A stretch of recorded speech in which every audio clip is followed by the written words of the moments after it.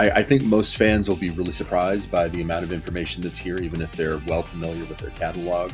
I think folks who are just music enthusiasts or who might be casual listeners will be really surprised by the amount of information that's here. We made a few new discoveries. We had some great interviews with people who knew them and worked with them. Albie Galutin, Carl Richardson, Dennis Hetzendorfer, who was one of their engineers at the time. So they all contributed to this volume and gave us some great insight into what was happening behind the scenes and in the studio.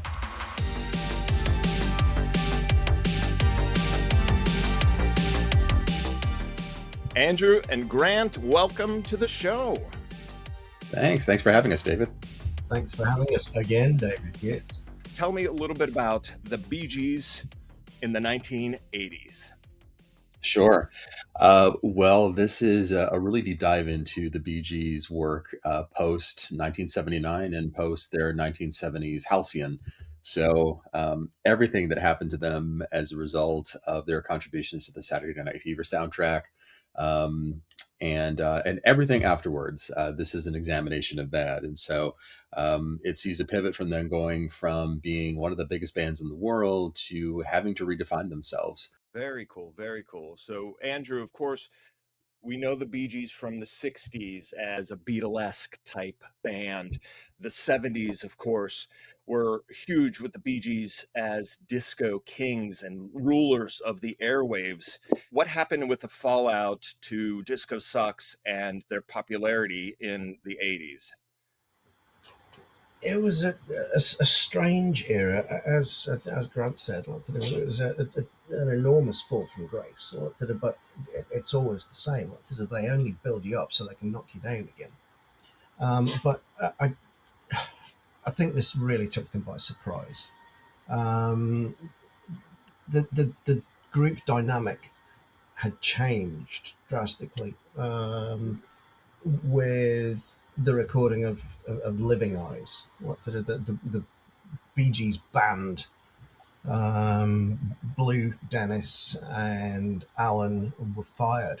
But this was because Barry had gone and worked on the Barbra Streisand album and become more familiar with what session players were capable of. And he seemed to like the control that he had with them. So the actual team that was together to do Saturday Night Fever wasn't the same team that did these albums through the 80s. No, it wasn't. It wasn't as organic. With when you've got a band, you've got everybody kind of pitching in. But with a session musician, you tell them what you want them to do. It didn't seem as fluid. So everything just kind of fell apart in that department, and they had to start all over again.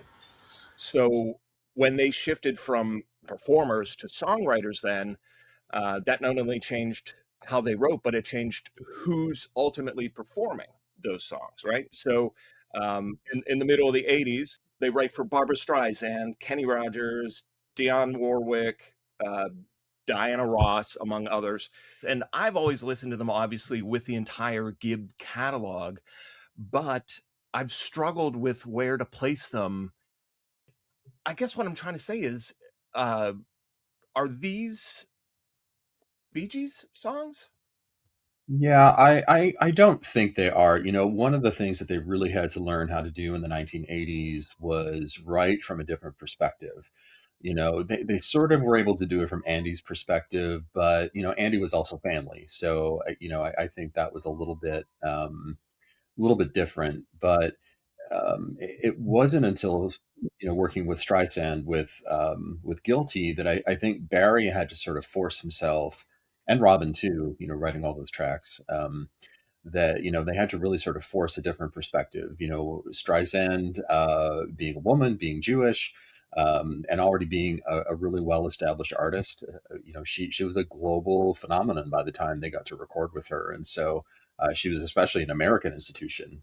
She'd been around since, the early 60s and had been making music professionally just as long as the Bee Gees had. So I think Barry really had to write from a perspective and produce from a perspective of how do I make this sound authentically like something Barbara Streisand would say, and not something that a protagonist of a Bee Gees song would necessarily say, and writing from the perspective of three brothers who like to storytell. So when I hear Barry and Barbara doing an album, and then seeing that performance with Barry and Barbara performing Guilty at that live show, reading your book, I read and put that appearance into perspective, that Barry showed up on Barbara's concert 6 years after the Guilty album was released.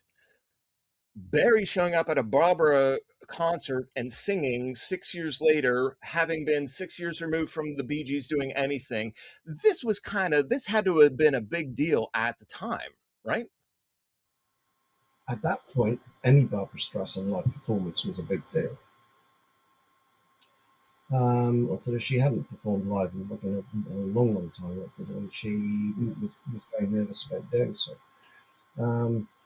She could have done duets with any number of people. People would have clamoured to have done that, but she chose Barry, and I'm so glad she did, because it was tremendous. So, the one of the interesting things about that performance on One Voice was that was the first time Barbara and Barry had actually been in the same place vocalizing those songs together. I think a lot of people who are unenlightened may not know that the duets with Barry on Guilty were recorded after the fact. So Are you kidding me? once Streisand had finished their vocals and they had been in post-production, I mean, they were in post-production for months with Guilty, trying to, match Barbara's voice to the rhythms and doing a lot of editing. And Carl and Albie and Barry they were in the studio laboring intensively on that. But somebody in Barbara's camp had sort of said, we think it would be a really nice idea, given that your face is on the cover of this, if you could do some duets. And I can't remember if it's because, Barbara was unavailable. It's very likely she was making Yentl at the time. So Barry and Albie and Carl said, you know what, we'll handle it. So behind the scenes, as they were sort of editing the album, they completely redid Guilty, created a key change, changed the instrumentation, re-recorded some of the overdubs, and built Barry's voice in as a duet voice. And so those What Kind of Fool and Guilty were not meant to be duets in any way, shape, or form. They were recorded strictly as Barbara singing those straight through. So what you're hearing there is studio magic, and I think a testament to how really good the production team was at making records. Those songs sound as though they were standing, face to face, so between a microphone, and singing together on those. They're pretty seamless. So, that was the first time they had ever sung together and done those songs, sort of in one on together. And very They did interesting. an all right job. They did an all right job. Did a very good job.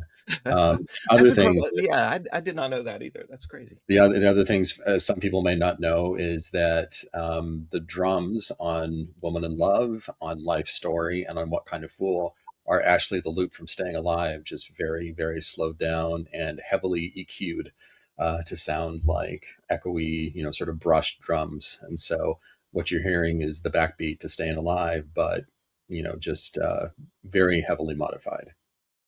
Wow, that's incredible. Yeah. And as somebody who has worked in the AV space and has done reel to reel with physical tape, um, what is able to be done now on people's phones Mm-hmm. would have taken a week back in the day sometimes too.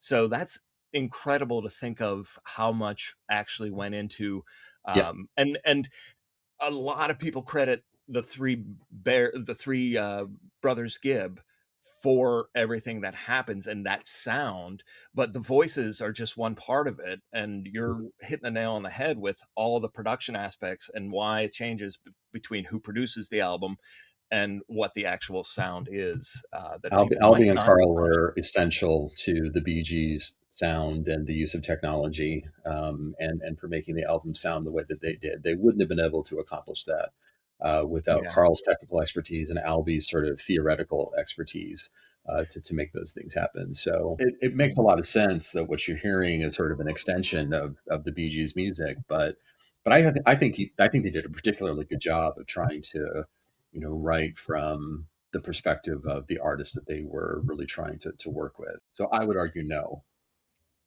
Interesting, interesting. Andrew, you're on board as well? These are distinctly different enough. Some of them were Bee Gees songs, not that because they were written by Barry, Robin, and Maurice. But what we have to remember here as well is that Barry started introducing other songwriters, not that he did some stuff with Albie Galutin and also with George Bitzer. And these guys, like sort of with their musical training, really, really broadened the spectrum here, like sort of what the songs were capable of becoming. You listen to the stuff that Maurice and Robin like sort of were writing together. It's far, far simpler. But sort of with them, it tends to be verse, chorus, verse, chorus. Like you'll occasionally get like a pre-chorus or a bridge within them. Sort of, but their forms were far, far simpler. Sort of because that's what they knew. Like in formulaically, like sort of it was actually very, very successful. Sort of, but Barry like sort of seemed to want to progress. Sort of which in my books, sort of wasn't a bad thing. Sort of because some of that material was absolutely stunning. Let's talk about Barry then a little bit more and go into his solo output. One of them for the '80s was Now Voyager, which is not only an album but also came out with a movie length series of videos that was just a little bit beyond music videos, but not quite concept album. Or is it a concept album? I'm not sure. Which one of you would like to talk a little bit about Barry's solo Nile Voyager? Yeah, I think thinking about Now Voyager as a concept album is really interesting. I don't know that it qualifies. Maybe Barry did have some sort of loose, idea in his head. And, I think Now Voyager for him was sort of this idea of I'm exploring. I mean, this was really his first, de facto solo effort that he had done. And I think maybe the idea behind Now Voyager was him sort of exploring all these sort of different little corners of the world and going on a journey and things like that. So maybe in Barry's mind, it very much was, a concept album. I don't know that it fits the definition, by other real concept albums that other groups and artists have done. To me, some of the videos are good. But when you stick them all together, that's where it kind of falls apart. To me, it's a bit like Robin's Secret Agent album. The individual songs are good, but as a whole, it's a very hard listen. It's an interesting album. I mean, I don't know that it's bad. I think that, there are a lot of really nice moments on Now Voyager. I particularly like I Am Your Driver. I like Shine Shine. I like Face Shine to Face Shine quite is a bit. amazing. Yeah. I don't know that some of the other ones are my favorite to listen to of his, but he's in great voice. I'll say that much. He sounds great on the record. When I talked to Carl Richardson, Carl was like, "We were into it. Like, we thought this was a great idea." His wife Linda thought it was great. Everybody listening in the studio thought that he was really on a good path. So I think all indications were I think people thought Barry was being really innovative. I think Barry thought the same, and I think he felt I'm also going to do a video album with this, and isn't that that's innovative? Excellent, excellent. Now, his other album that was referenced a little bit, we talked around it a little bit, Moonlight Madness, ended up not getting done in its Moonlight Madness form in the 1980s, but did later resurface in the decade as a soundtrack to a movie called Hawks. This is a video 8 format. Has anybody ever seen a video 8 format? Yeah, this is not. No, Not in a long time. I was curious as to what that is. I've never Yeah. seen one of those. It's I can't seem to get it out of the package right now, so I'll have to do a separate video for BGs and me where you could see me opening this up and we'll take a look at the actual cassette and things like that. But Hawks is a movie and it took a lot of the songs from Moonlight Madness, which would have been Barry's second solo album of the 80s. What happened with this album, guys? Well, I mentioned before that MCA sort of did Barry dirty. So Irving Azoff, who was the head of MCA at the time, invited Barry to come and join the label. There were sort of rumblings of things that weren't going well during the recording of Now Voyager, and Carl Richardson told me, like, as they started to hear some of the output from the sessions, even though everybody on the inside was very pumped about it, MCA didn't seem as pleased. So they put out the album and didn't really seem to do a good job of promoting it, backing it up. And then, Irving Azoff allowed Barry to record a second album and then rejected it. We don't have a lot of information about why. I don't know that Irving necessarily publicly said why. My guess is, it was, a feather in his cap to sort of get somebody like Barry on his roster, even if he wasn't supportive of the material he was making. I didn't see a really good reason why Moonlight Madness would have been rejected. I actually think it's a really good batch of songs, and probably better than Now Voyager songs, if you're asking my opinion, which often people don't. But I think it's cohesive. I think they were a little bit more gutsy. I think that there was some good stuff there. The Savage is Loose and things like that didn't make it on Hawks. I think are really interesting tracks that.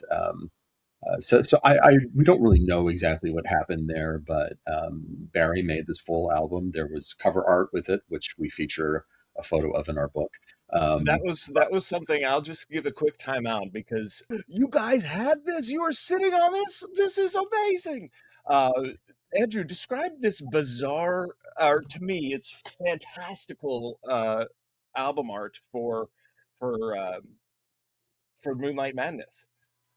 Yeah, it was a Floridian artist called Rick Garcia that painted it.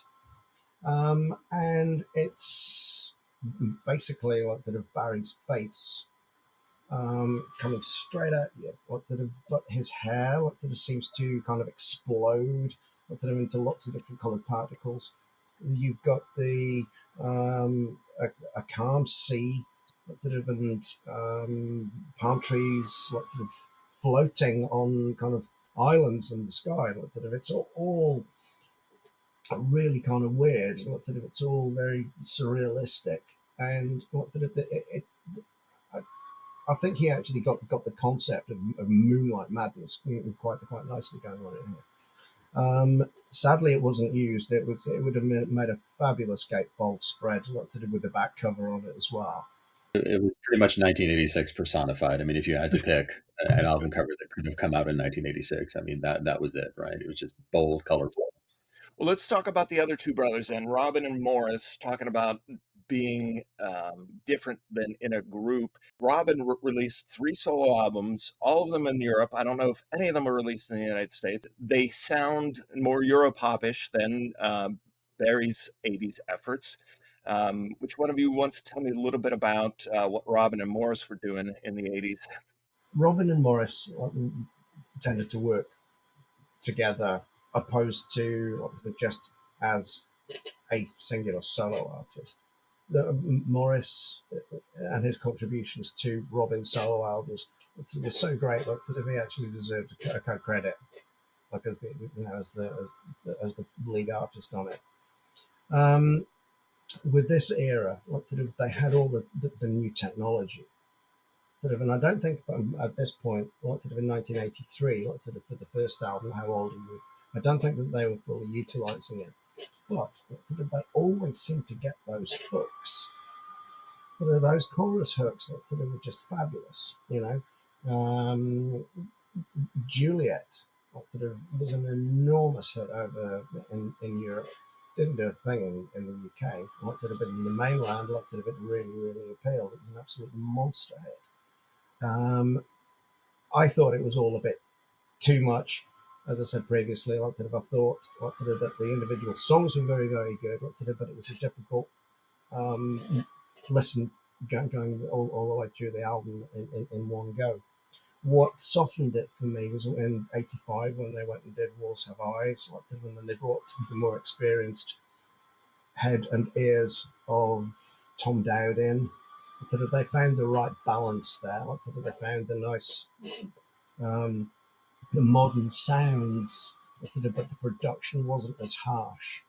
But the problems there with that album was that like, the record company just wasn't playing ball, and they just weren't giving them the money and the additional promotional to work and push with it, unfortunately. So it was an interesting era. Like it produced lots of some good songs, but sadly not as much success as some of it deserved. Yeah, I think the most important thing that Robin's albums did for Robin and for Morris was it established them. I think there's always been a lot of speculation about how much Robin and Morris contributed to the Bee Gees songwriting and their production, and I think the three solo albums for Robin that Morris worked on, and a little bit for Carola's album too, The Runaway. I think it established that Robin and Morris could write and produce good records on their own, and it had a perspective and had a point of view, and I think that was really really important for the two of them, because I think I think the belief has always been that Barry sort of led them by their by their collars into everything, and I think it proved differently. The other thing that I think Robin's solo albums really did was put Morris into this period of experimentation and really learning how to use a synthesizer, really learning how to become a good producer on his own, or at least a good peer to Robin. And that was really important for the Bee Gees, because when they came back to record ESP in 1987, I mean, Morris really became the musical driver and the director for the Bee Gees material moving forward. I mean, he was the one demoing all the songs for ESP in his garage, and sort of leading that. And into the 90s, Morris became even more important in terms of creating their basic tracks and their demos, and really sort of leading their sound. So I think the albums had more of an impact on the Bee Gees moving forward than they actually did, in sort of the popular conscience. Yeah, that is definitely something that I could hear as there's Hmm. more of a through line from Robin's solo efforts that find its way into Bee Gees' later catalog than Barry's '80s stuff. They Hmm. definitely took to that, which is neat. Uh, we mentioned Corolla or Corolla. I think the Swedish pronunciation might be Carola, but I mean, Carola. I think everything it's fine.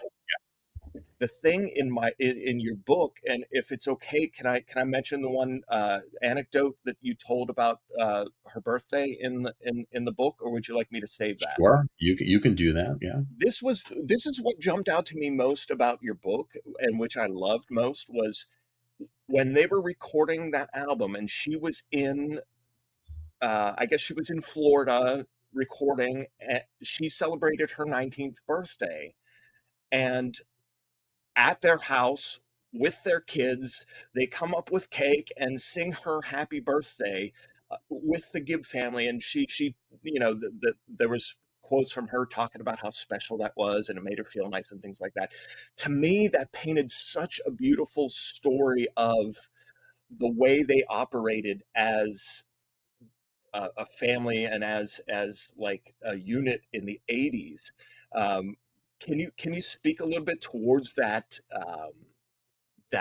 community or that atmosphere, that the Panther House recording and all that other activity that was going on in that time? Yeah, well, I mean, I think anybody that I've heard that has worked with the Gibbs, and Dionne Warwick and I actually sat down a few years ago for something completely different, and we chatted, and I think the impression that I always got from people who worked with the Bee Gees is that they created an atmosphere where people felt welcomed, and were sort of brought into the sort of circle of trust and nurturing and things like that. I mean, the Bee Gees didn't always have the best relationship with each other. I think their family was really interesting. They had some interesting dynamics among all of them, but I think they did value the people they worked with, and I think they did make them feel welcome and taken care of. And so that's not surprising to me that that was the case at all. I think they had a way of being able to make people feel good. By all accounts, I think a lot of people felt they were nice people who cared about the music they were making and took care of the artists that they were working with. So that part isn't surprising to me at all. But Andrew, I don't know if you had another perspective. No, just the family like has always been very very important to to the Gibbs, as we all know, and to have somebody come in and work with them locally. It just seemed like a sensible kind of thing. To invite them over for dinner on their birthday and give them a cake, blow out candles, and sing the birthday song to them. You know. That's so cool. That is awesome. It's seeing that human side as opposed to the polished professional music and things like that is a very nice treat to get. Um, let's move towards them getting together towards the end of the decade. Then, 1987, they come back in a big way with ESP and You Win Again. Um, they have now come back into the public eye and are popular again. Tell me about their 80s comeback.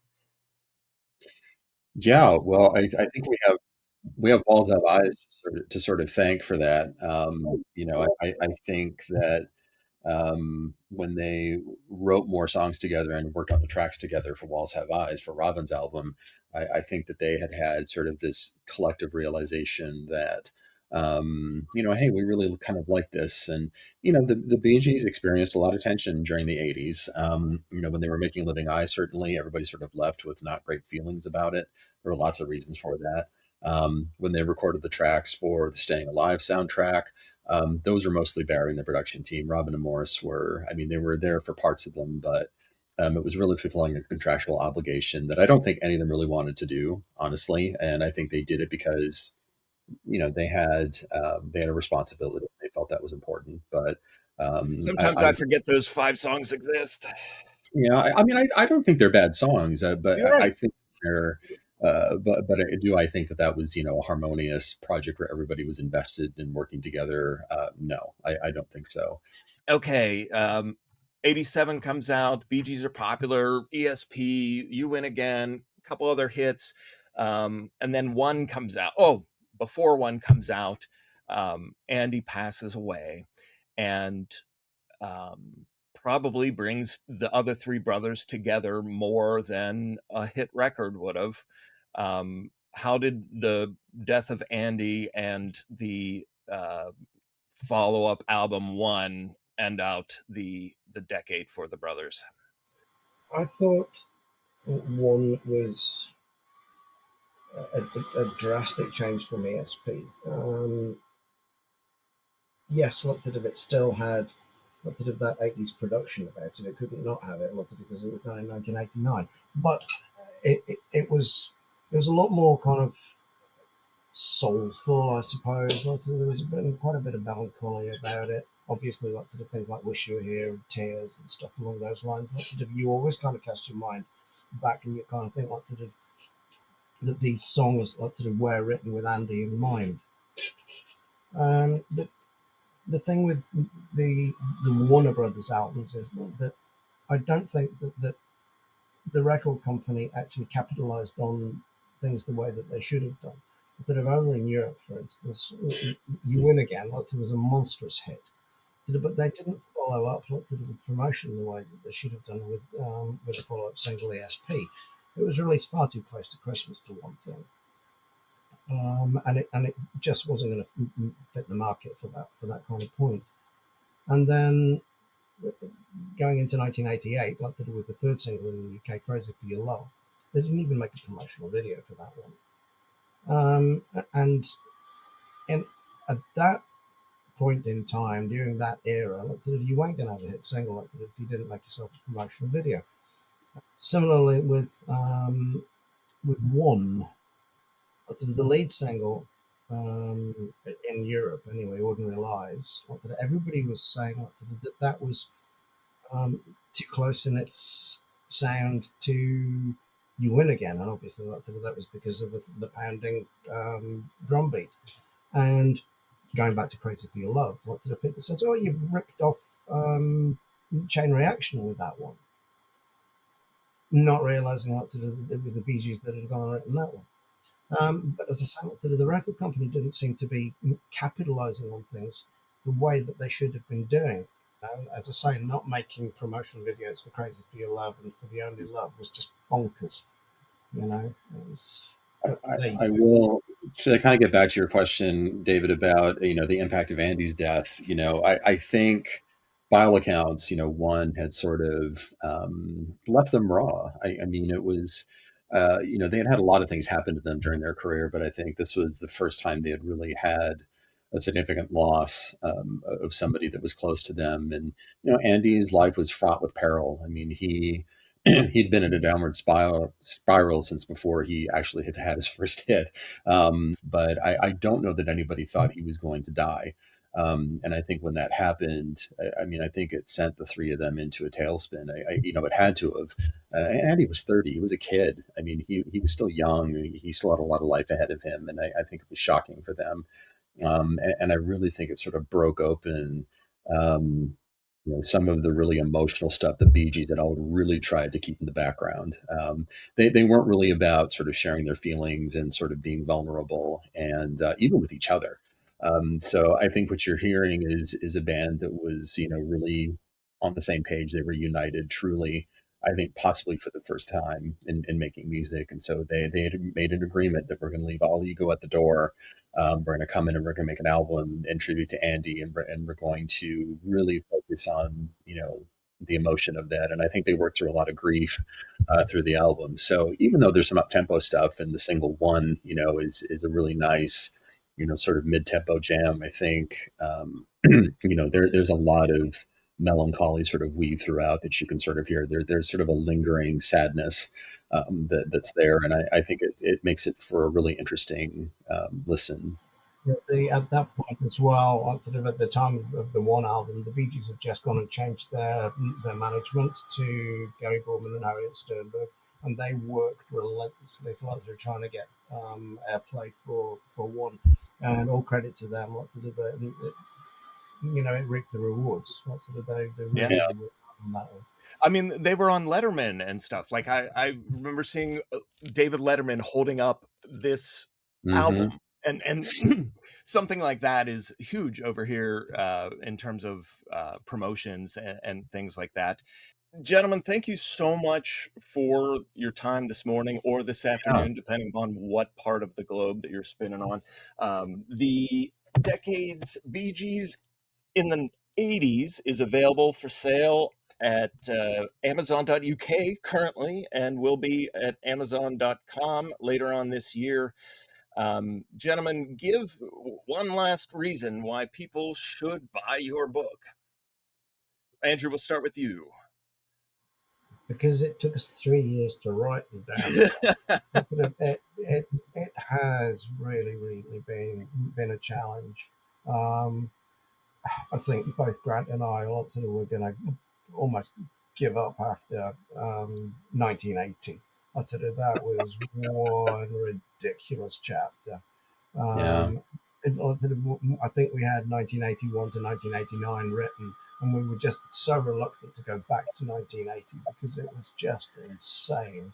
Just so much I mean, stuff going on there, I think that chapter alone was almost 30,000 words on its own. It was, here's the thing, fans of the Bee Gees have lamented for years that nobody has spent time on their post-fever career, really taking a deep dive into what they were working on, and not giving it the sort of analysis and flowers that it deserves. And so this is the attempt. This is what people have been waiting for, according to everybody that I've talked to.